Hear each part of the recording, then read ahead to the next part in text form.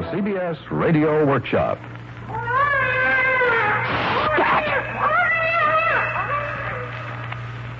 The world's divided into two kinds of people, ailurophobes and ailurophiles, cat haters and cat lovers.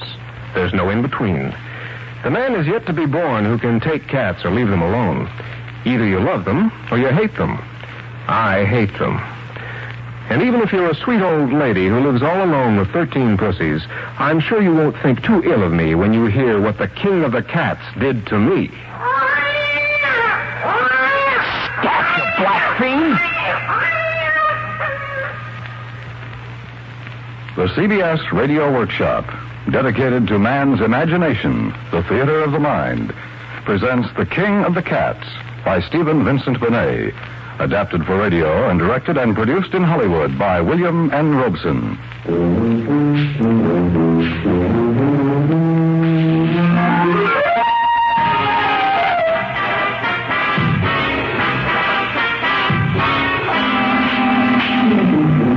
If I hadn't been so young, I suppose I could have taken it in stride. Of course, I didn't think I was young. I was 2 years out of Yale, and I thought I knew all the answers. Certainly, I knew I was in love.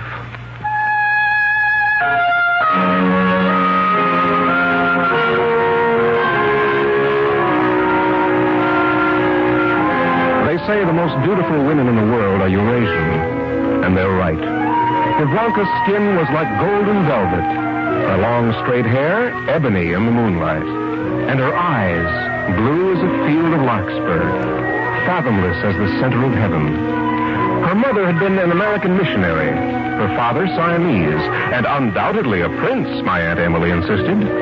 Ordinarily, Aunt Emily wouldn't have approved of Ivanka, but this was the year that the king and I was a sellout at the St. James Theater, so a hostess who could decorate her dinner table with a breathlessly beautiful Siamese princess was definitely a hostess with a mostess. At least Aunt Emily always addressed her as princess, and Ivanka always replied to the title. Dear princess, how sweet of you to drop in. And tell me how nice you would get away from the office early. Lemon or cream, princess? Neither, Mrs. Culverine. And no sugar. Oh, of course, my dear. How stupid of me to forget. Here you are. Thank you. Tell me. I'll get myself a highball if you don't mind. No, dear, go right ahead. I believe you know everyone, Princess. Mrs. Dandridge. Yes, of course. Danforth. Professor Fairweather. Indeed. Mrs. Dandridge has been telling us about the most fascinating man, my dear. A symphony conductor with a tail. A tail? How interesting. I still can't believe it. I saw it myself. Twice. First in Paris, and then again at the Teatro Royale in Rome. He conducted the Beethoven Pastoral, and my dear, you've never heard such effects from an orchestra. You see, he conducted with it. With his tail? Oh, no. Oh, yes. And such a charming person. So urbane, so utterly fascinating. I should imagine I would love to meet him. And you shall, my dear. I'll see to it when he arrives. Oh, he's coming over? Yes. Yes, the new symphony people have invited him to be guest conductor for 3 concerts. He'll be very busy, of course, but he's promised to give me what time he can spare. Oh, that's sweet of you, dear, but you mustn't wear yourself out. The rest of us must do our part, too. I'll be only too glad to help entertain you. Oh, now, that won't be necessary. I'm just going to give Monsieur Thibault... Sweet name, isn't it? Felix Thibault. I'm just going to show him the simplest of times. A little reception for 100 or so after his first concert. Perhaps he hates large mixed parties on account of his little idiosyncrasy. It makes him feel a trifle shy of strangers. I should think it would, to say nothing of his friends and acquaintances. Ivanka, my dear, how would you like to go out night clubbing with a jerk with a tail? It might be interesting. Huh? He is not a jerk, Tommy. He is one of the finest conductors in Europe. Sounds to me like he's the smartest showman since P.T. Barnum. What do you think, Professor? Well, I should be interested to see this Monsieur Thibault myself. In the Middle Ages, there was a widespread belief in homo caudatus, or men with tails, but I know of no authenticated case. Of course, we all have tails, in a manner of speaking. What? Oh, vestigial, of course. But the last few vertebrae of anyone's spine, the coccyx, is the evidence of a concealed and rudimentary tail. I dare say it might be possible in an extraordinary case to throw back a reversion to type. How fascinating. I never realized that Well, I think it'd be fun to get together a box for the first concert. All of us. Oh, well, I'm afraid I shall have my own box party. But, of course, you'll come on to the reception later at my place. Why, thank you, my dear. Then there'll be the professor and the princess and Tommy. Count us out, Aunt Emily. When Vivranka and I want to see freaks, we'll go to the circus. I shall be very pleased to attend the concert, Mrs. Calvert. Splendid, my dear. But Vivranka... Is there anyone you'd like me to ask to replace Tommy? But Aunt Emily... It doesn't make any difference. I'm only interested in meeting this wonderful Monsieur Felix Thibault. But Vivranka... I went to the concert. What else could I do? We took our seats in the box as the orchestra took theirs on stage and began their aimless squeakings and tootings, those caterwaulings which I must confess make about as much sense to me as the music that follows. Aunt Emily was in a dither of fluttery expectation. Professor Fairweather had lost much of his scientific detachment, and Vivranka, gorgeous Vivranka, sat beside me silent, but so tense I could almost feel her breathless expectation, and I didn't like it at all. And then Monsieur Thibault walked on stage, a lithe, dark-haired man with piercing eyes like a black panther, his head weaving the way the big cats do when they're behind bars. It was true. They hadn't lied. From beneath the tails of his dress coat curled a third, a living tail, which he carried nonchalantly draped over his wrist. He acknowledged the presence of the audience with a regal bow. And then that incredible tail twined with dainty carelessness around a black baton on the podium. While he remained facing the audience, the tail rapped 3 times upon the podium for the orchestra's attention, and then raised for the downbeat. At this horrible moment, I glanced at Vivranka. Her whole body was rigid as steel, and the blue flowers of her eyes were bent upon Monsieur Thibault in terrible concentration. She took my hand in hers, and her long red fingernails felt like a claw as the hideous tail of that monster on stage lashed into the downbeat of Night on Bald Mountain.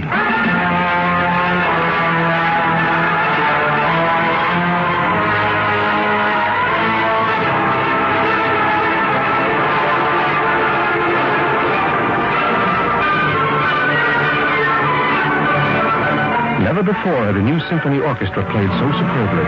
And certainly never had it been led with such a genius. Freak, showman, poseur, whatever else Monsieur Thibault might have been, he was certainly a great conductor.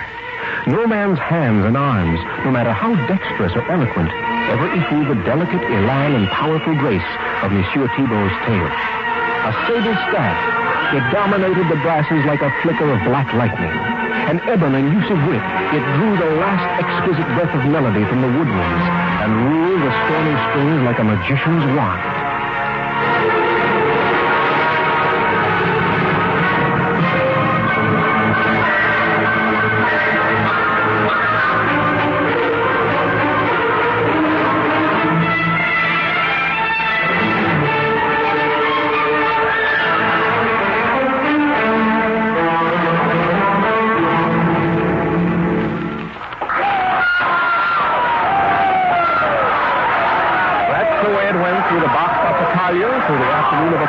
Through the Beethoven night.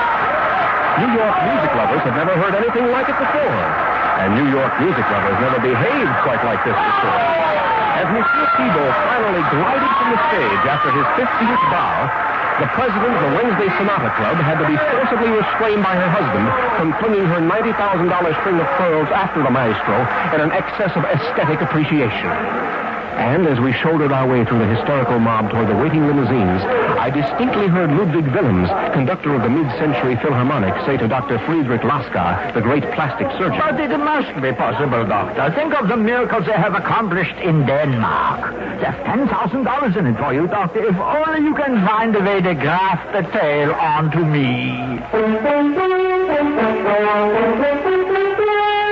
But through all the hysteria, Vivranka remained silent, self-possessed, her azure eyes fathomless as the center of heaven. She was silent as we drove to Mrs. Dandridge's party in Aunt Emily's limousine. But this was not too remarkable because Aunt Emily never stopped raving about Monsieur Thibault. Aside from the heavenly music, my dear, the man himself, such elegance, such poise, such... I tell you, Tommy, if your Uncle Henry weren't still around and I was a few years younger, well, tail and all. Our hostess, Mrs. Dandridge, looked like the cat who had swallowed a canary, having trapped the social lion of the season, if I may be permitted to scramble a metaphor. Let Aunt Emily have her Siamese princess. Dolly Dandridge had the world's greatest conductor, complete with tail. And this, dear Monsieur Thibault, is my dearest friend. Emily, may I present Monsieur Thibault? Monsieur Thibault, Mrs. Henry Culverine. Enchanté, Madame Culverine. Oh, Monsieur Thibault, it is an honor to meet you. I am overcome. Yes. Thank you much, Madame. I feel I should be on bended knee. It is not necessary. Oh, I should kiss your hand. You are too kind. No. Oh, I must. No, please, Madame. He stopped trying to stop Aunt Emily from making a fool of herself. He had seen Vivronka. The end of his tail, just the very end, twitched turgidly, and he seemed to be at her side in a bound rather than a step. It was foolish and superfluous for Mrs. Dandridge to do the honors. Princess, may I present Monsieur Thibault? Monsieur, Princess Vivronka. Maestro. Princess. They exchanged no more words. Monsieur Thibault presented his arm to the princess. She linked hers and his, and his infernal tail switched from his right arm to his left to come to rest across Vivronka's wrist. Thus, like royalty, they made their way across the room, the guests parting to make a path for their regal progress. Now, Tommy, you mustn't take it so hard. After all, the princess is an awfully sweet child, but she isn't exactly our kind. And I suppose she's his. She seems to be. Look at them. So darlingly foreign, both of them. Yeah, aren't they? Out of this world. And they were. I didn't realize it until I'd said it. They were somehow out of this world. They didn't walk across the room. They glided. The tail-coated maestro with his third tail so insidiously ubiquitous, and the princess's hips swaying in the golden-threaded silken sheath of her skirt. A bas-relief from Angkor Wat, suddenly breathing life.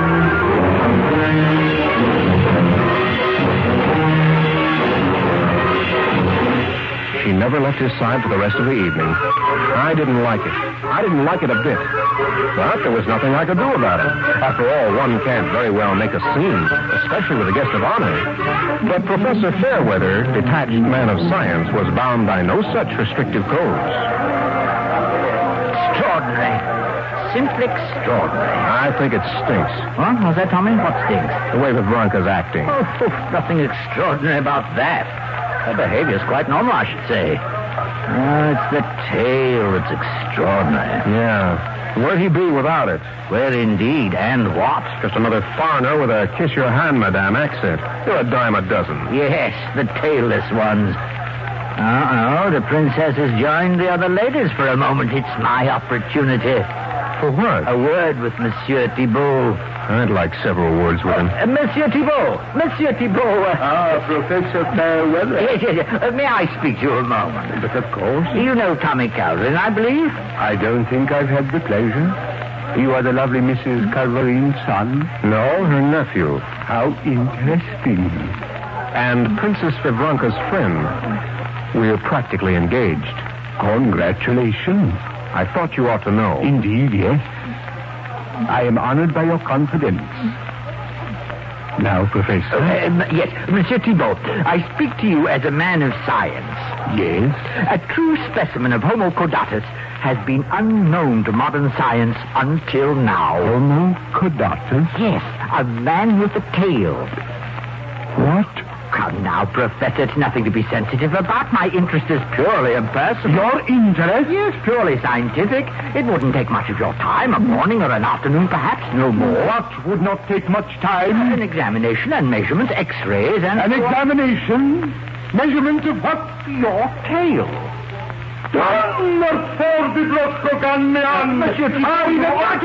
Monsieur Thibault's tail lashed stingingly across the professor's face, cutting off his last word. Then the conductor turned and stalked out of the room, growling and spitting in his anger. Without even bothering to retrieve his hat and coat, he kept right on through the foyer and on out into the chilly night. Oh, dear. Wonderful, Professor. Wonderful. I can't thank you enough. Oh, for what, Tommy? For getting rid of him. But I wasn't trying to get rid of him. I know, but you did. And that's all that counts. Only he didn't. Aunt Emily realized at once that Mrs. Dandridge had lost her catch. For certainly Monsieur Thibault would never again enter the house where he had been insulted. And Aunt Emily moved with the speed of an aggressor nation. Within 3 days, Monsieur Thibault had accepted her invitation to be a house guest and had moved in bag and baggage.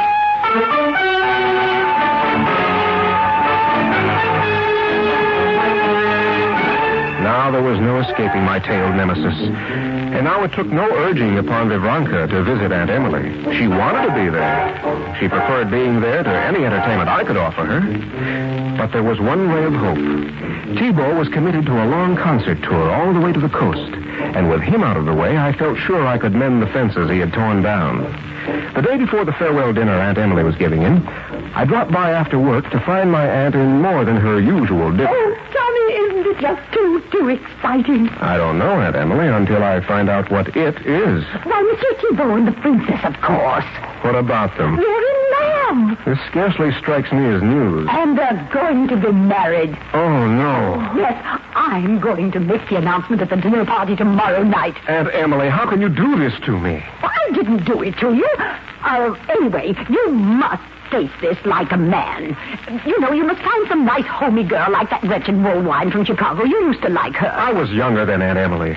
And that was before I knew Vivranka. Well, my dear, I'm afraid you've lost your princess.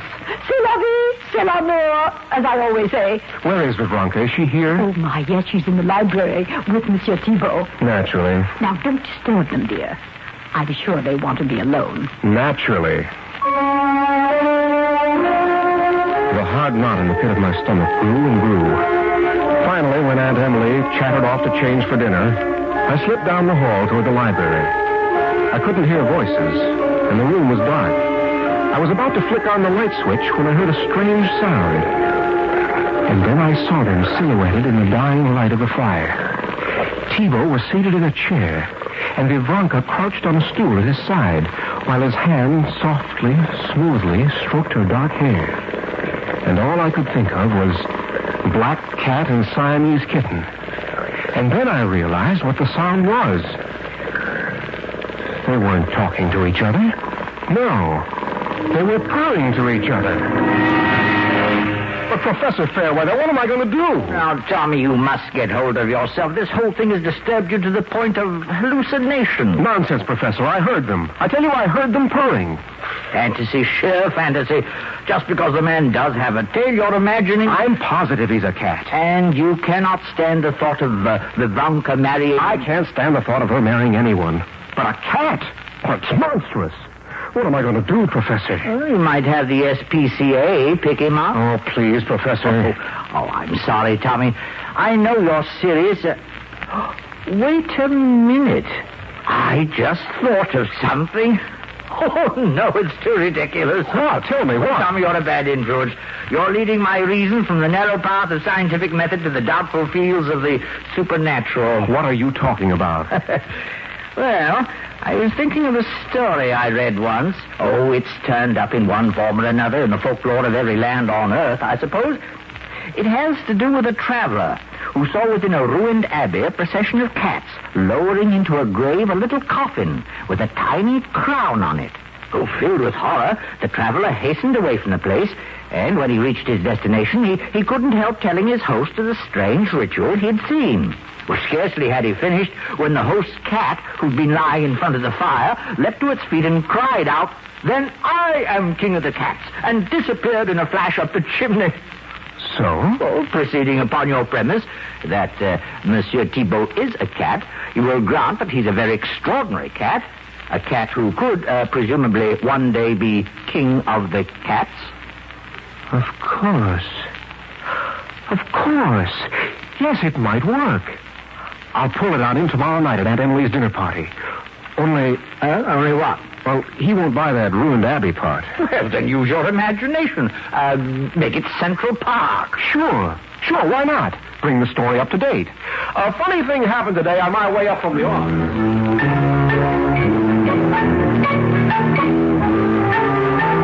And Emily outdid herself. Her dinner table was a poem of spring flowers, gold plate, the purest white linen, the candles fluttering ever so little in the warm night breeze that came through the open French doors. Time and again through the first 3 courses, I tried to get into the stream of conversation. But when Aunt Emily's on, this is practically impossible. Thibault and Vivronka, seated on either side of her, were oblivious of everything. They ate little and never took their eyes off each other. Finally, the plates were being taken away, and I knew Aunt Emily was going to make her announcement during the dessert course. I just had to get my 2 cents worth in first. You'll never forget that summer. Eden Rock was never there. And after the Duke and the Duchess arrived, a funny thing happened on my way up from the office this evening. I was about to tell. A funny thing happened on my way up from the office this evening. I was taking a shortcut across Central Park when I came upon the darndest thing. In a little clump of bushes, I saw a procession of cats. 6 or 8 of them. And they were carrying a little coffin toward a tiny open grave. And on the coffin was an exquisite little golden crown. Now, isn't that the strangest thing? Silence. The guests looked at me as though I were quite mad. That is, all except Thibault and Vivronka. Thibault looked at me, the end of his tail flicking above the edge of the table, and Vivronka looked at Thibault, the way she had that night at the concert. Tense, breathless, her eyes blue flame. At last, Aunt Emily spoke. Well, Tommy, are you quite finished? Yes, Aunt Emily, that's all I had to say. I should hope so. Well, that summer, when the Duke and Duchess... Excuse me, Mrs. Calverine. Oh, of course, Maestro. Tommy, you are quite positive of what you saw this evening? Oh, yes. Yes, you don't go around making up things like that. No, of course not. Yet one must be sure of the details. Now, there was a crown on the coffin, you say? That's right. A golden crown? Yes. With tiny pearls on it? That's right. You're absolutely sure? Absolutely. Then I am king of the cats! He leapt to his feet from his chair to the table and in one bound disappeared through the open French window. And an instant later, Vivronka followed. As she disappeared from the balcony to the alley below, I caught just a glimpse of something protruding beneath her silken sheath skirt. It was a black, tipped, golden tail.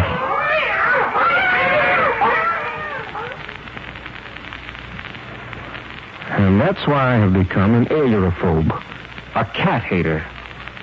So's my wife, Gretchen. We were married shortly afterwards. But then Gretchen never did like cats in the first place. Especially Siamese cats.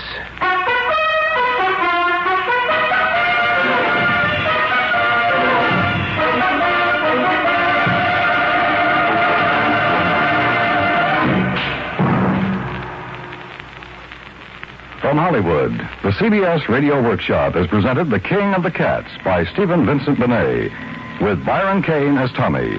Music arranged and conducted by Amerigo Marino. Included in the cast were Jeanette Nolan, Helen Cleve, Peggy Weber, Joe Kearns, and Jay Novello.